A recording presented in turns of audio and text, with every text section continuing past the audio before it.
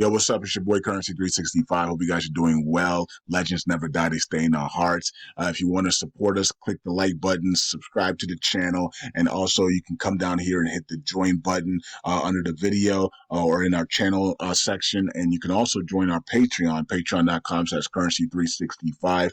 And we also have Cash App and also PayPal for supports if you want to sow some seeds. Peace out. God bless. Enjoy the video and keep the movement going. Legends. Bye.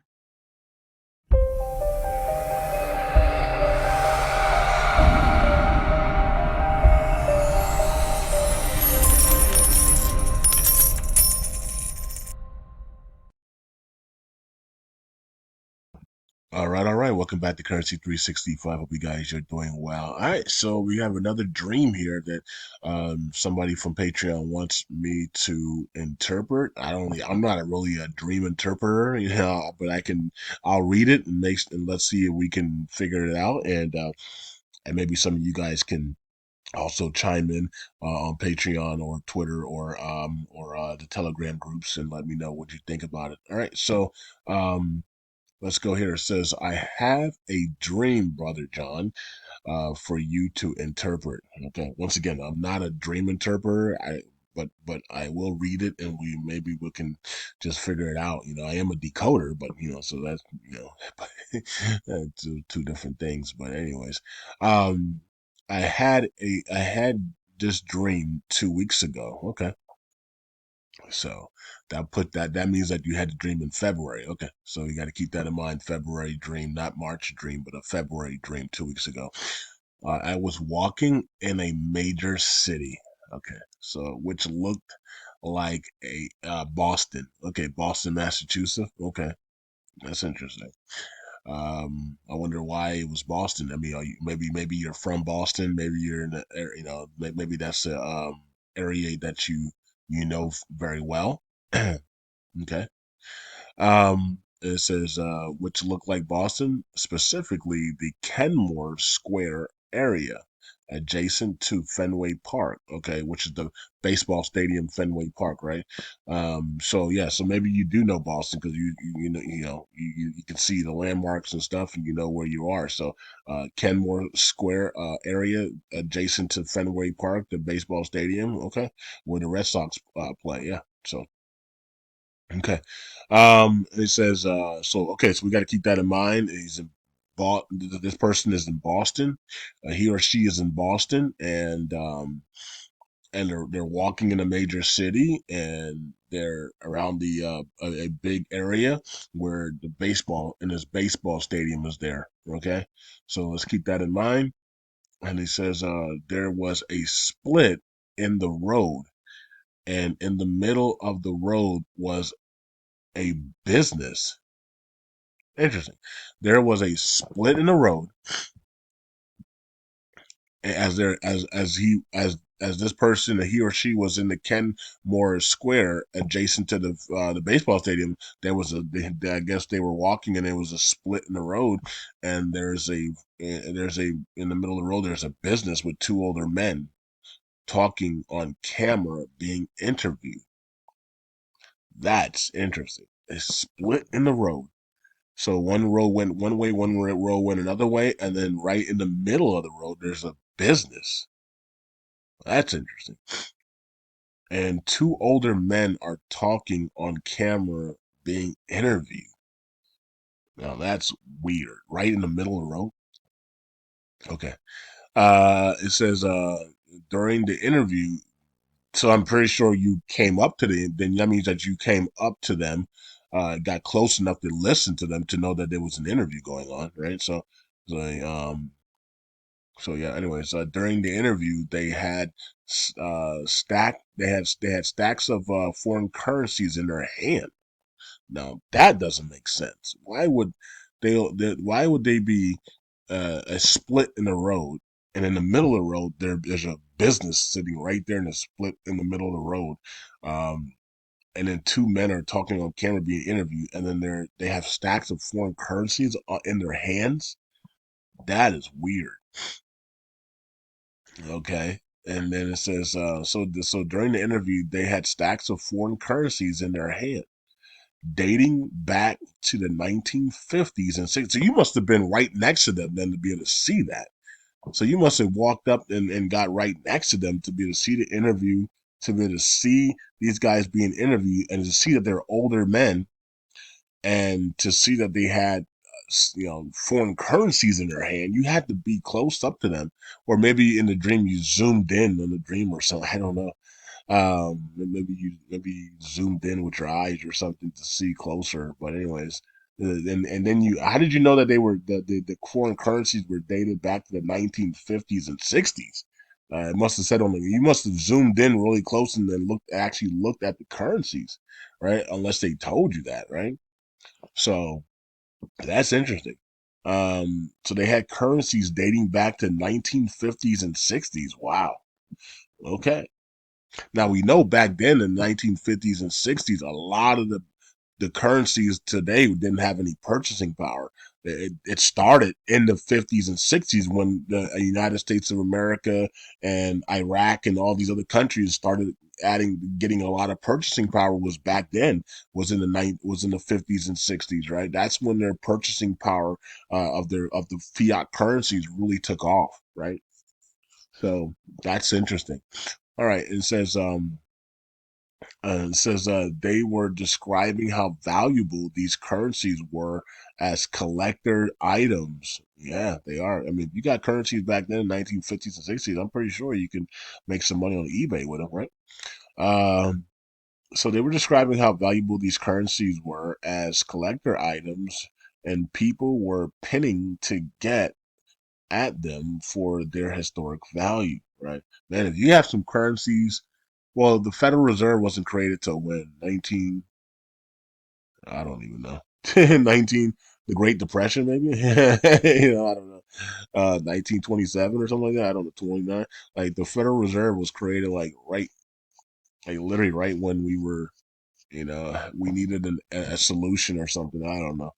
Anyways, and then so their solution was to just print and money and just enslave everybody, right? So, but anyways, but 1950s is when a lot of these foreign currencies started to take off.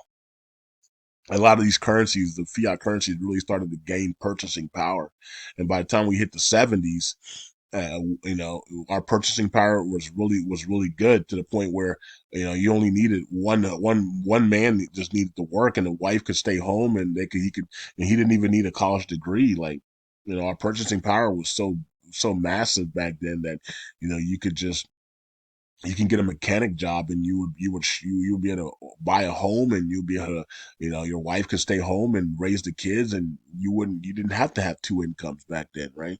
So that's because we had a lot of purchasing power. Now we don't have a lot of purchasing power, where our purchasing power is being sucked dry as the feds continue to print.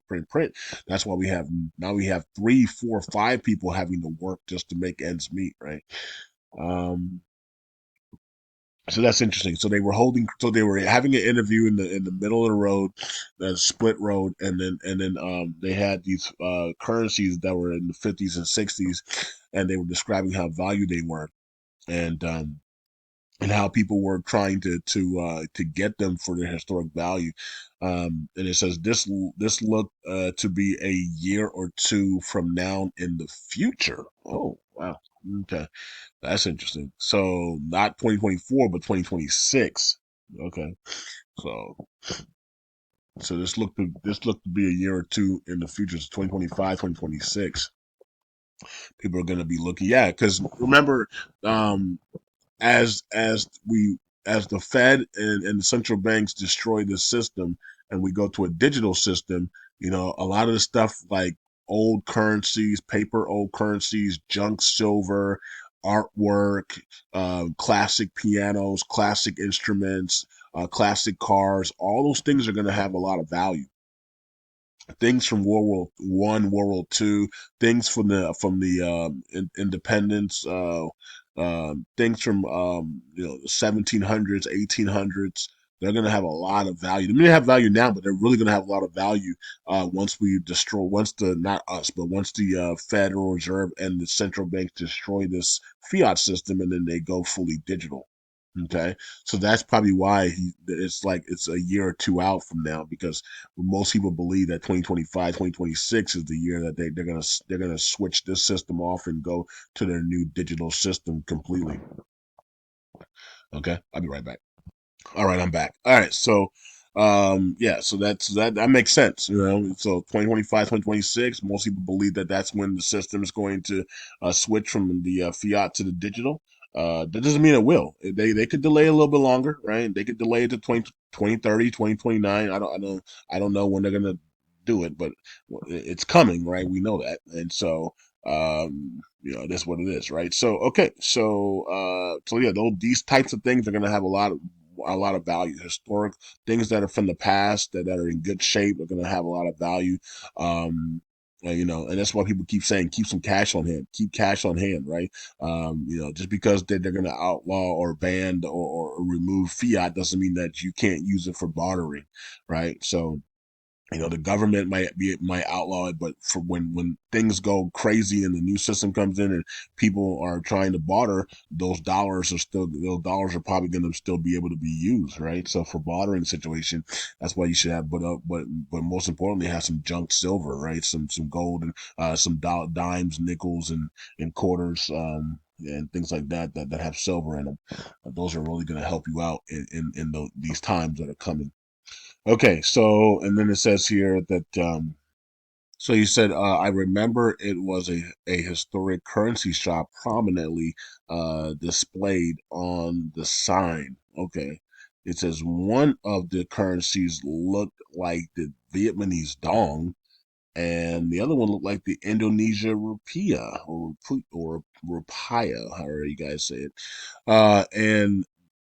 And dinar, the Iraqi dinar, apparently. So, and there's other dinars. There's a Kuwaiti dinar, and there's other dinars, right? So, I think Jordan is called a dinar too. I think Jordanian dinar. So, there is other dinars out there, so I'm not sure if we met the Iraqi dinar because you didn't put Iraq in front of it, but the Vietnamese dong, the Indonesia rupiah, and the Iraqi dinar, I'm guessing, but the dinar could be Kuwait dinar, could be something else, we don't know.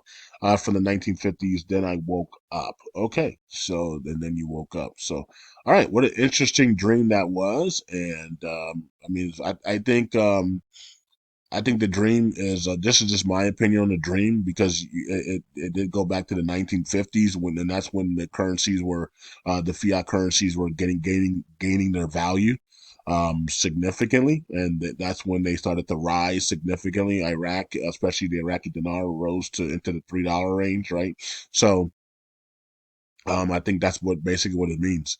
It just means that the um, that these currencies are going to be some of these currencies are going to be rising again, and some of the currencies will be falling. Maybe that's why there was a split in the road. So it says there was a split in the road, and in the middle of the road was a business of two older men who were talking on camera, being interviewed. So yeah, it could be a split in the road, and split in the road could mean that some currencies are going to devalue and some currencies are going to revalue, right? And so the ones that you saw in the dreams were the Vietnamese dong, the Indonesia, and maybe the Iraqi dinar, and those are the ones that are going to be revaluing, and some of the other ones are going to be devaluing. That's why maybe there was a split in the road. So okay, and also it was like it was saying that was a year or two from in the future, and that could have mean that the new digital system is in place, and so now like things like old currencies and artwork and paintings and stuff like that and sculpture stuff and things like war books from the 1800s and all that stuff was going to be very, very valuable. And so and junk silver and silver, junk silver, and gold and stuff like that are going to be tangible and valuable as well. So as we go from the digital system, I mean from the fiat system to the digital system. So I'm pretty sure that's probably what it means. Anybody else have anything on that? You can hit us up on Twitter or Patreon or Telegram group or Facebook or whatever, and let us know what you think. If there's anything that's been left out, but yeah, foreign currencies in the hand dating back to 1950s and 60s. That's when these foreign currencies started to rise, right? So So it's just basically telling us that the foreign currencies, some of the foreign currencies, the reset currencies that gave us, are going to be rising here, and that's what it represents, in my opinion. That we're going to see the rise of, just like we saw in the 1950s and 60s, we're going to see the rise of several of these fiat currencies, and then you were able to see which ones that are going to rise, which is the Vietnamese dong, the Indonesia, and most likely the Iraqi dinar there. And of course, there's some other ones out there as well, like the South Korean won as well, that we believe is going to rise as well, and of course Zimbabwe and others. So, anyways, it's a good dream. It's a great dream, it's something to look forward to in the near future, and then the futures to come as we head towards the digital system. All right. So, anyways, that's what it is. Peace out. God bless. Hope you guys are doing well. Hope you do have some silver, some junk silver, some gold. Um, the crypto markets are going up right now, and so you'll have a chance to be able to grab some junk silver and some artwork and some stuff like that, and some things from the past that you're gonna be able to use, to be able to hold on to. Maybe some of you guys will own some classic cars, as well, and that should help you out as well as we go into this new digital system. Anyways, that's it. Peace out. God bless. I'll see you guys in the next video. Bye.